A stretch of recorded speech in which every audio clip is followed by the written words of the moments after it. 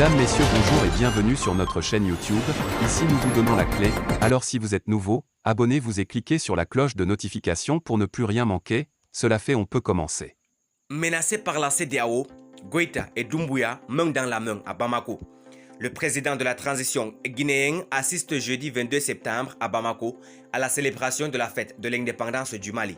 Le colonel Mamadi Doumbouya est arrivé dans l'après-midi de mercredi dans la capitale malienne, reçu avec tous les honneurs à sa descente de l'avion présidentiel de la République du Mali par son homologue Assimi Goïta. Le chef de la junte guinéenne prend part au 62e anniversaire de l'accession du Mali à la souveraineté internationale. C'est le premier déplacement du colonel Mamadi Doumbouya à l'étranger, un an après avoir renversé le président Alpha Condé. 2 ans auparavant au Mali, le colonel Assimi Goïta a fait subir le même sort à Ibrahim Boubacar Keïta. C'est avec joie que j'accueille mon frère, le colonel Mamadi Doumbouya. Cette présence dans le cadre des festivités du 22 septembre est une marque de solidarité constante. 2 pays, une même histoire, un seul peuple. Une fois de plus, la Guinée se tient à nos côtés, a magnifié le colonel malien sur sa page Twitter. Selon les médias guinéens, le colonel Mamadi Doumbouya profitera de son séjour à Bamako pour aborder avec le colonel Assimi Goïta la question de 46 militaires ivoiriens détenus depuis le 10 juillet. Ces soldats sont accusés par Bamako de tentatives de déstabilisation alors qu'Abidjan nie en bloc. Les 2 dirigeants sont en parfaite entente. En effet, la Guinée est l'un des rares pays ouest-africains à s'être solidarisé avec le Mali quand ce pays était sous le coup de l'embargo de la Communauté économique des États de l'Afrique de l'Ouest entre janvier et juillet 2022.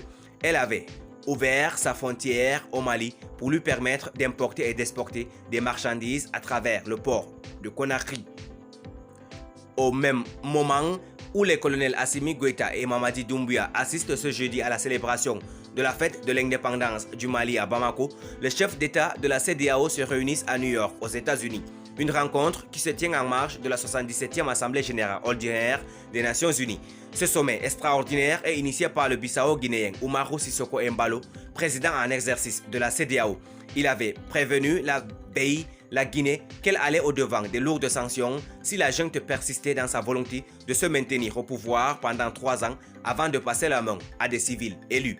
Concernant le Mali, c'est surtout le sort des 46 militaires ivoiriens détenus à Bamako qui devrait occuper la CEDEAO. L'affaire a dégradé les relations déjà tendues entre Bamako et Abidjan.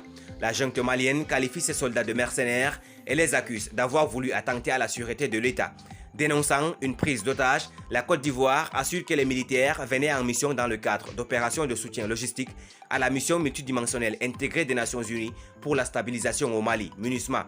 Toutefois, Bamako, qui sort de 6 mois d'un embargo de la CEDEAO, a récemment mis en garde contre toute instrumentalisation de l'organisation régionale dans la crise avec la Côte d'Ivoire voisine.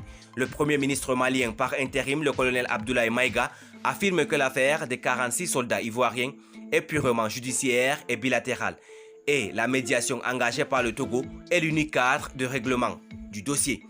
Accusant les autorités ivoiriennes d'être animées par une volonté d'adversité et d'avoir transformé un dossier judiciaire en une crise diplomatique, le Mali les appelle à ne pas se soustraire à leurs responsabilités et prévient qu'il n'est nullement concerné par cette procédure.